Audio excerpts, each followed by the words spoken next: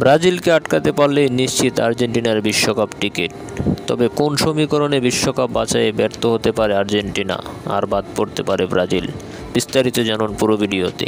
CONMEBOL অঞ্চলের পরের 5 ম্যাচে যদি আর্জেন্টিনা হারে এবং 15 গোল হজম করে, তবেই কেবল বাদ পড়ার সম্ভাবনায় থাকবে বর্তমান বিশ্ব চ্যাম্পিয়নরা।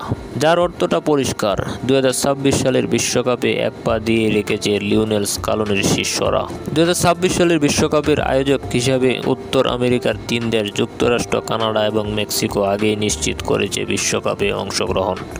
এর বাইরে প্রথম দেশ হিসেবে বাছাই পর্ব শেষে বিশ্বকাপের টিকিট কেটেছে এশিয়ার দেশ জাপান। আর আগামী 26 তারিখে সেই সুযোগ থাকছে আর্জেন্টিনার সামনে। আর্জেন্টিনার পরের ম্যাচ চিরপ্রতিদ্বন্দ্বী ব্রাজিলের বিপক্ষে।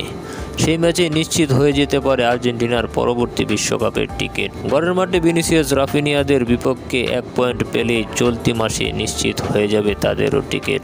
জয় পেলেও স্বস্তি নিয়ে 2026 বিশ্বকাপে অংশগ্রহণ নিশ্চিত হবে আলবিসেলেস্তাদের। বর্তমানে 3-এ থাকা ব্রাজিলের জন্য অবশ্য বিশ্বকাপের পথ এখনও কিছুটা বাকি। সেজন্য অবশ্য খুব বেশি ভাবনা নেই তাদেরও। আর্জেন্টিনার সাথে হারলেও পরের 5 ম্যাচে অন্তত 2 জয় তাদের পৌঁছে দিতে পারে বিশ্বকাপের দোরগোড়ায়।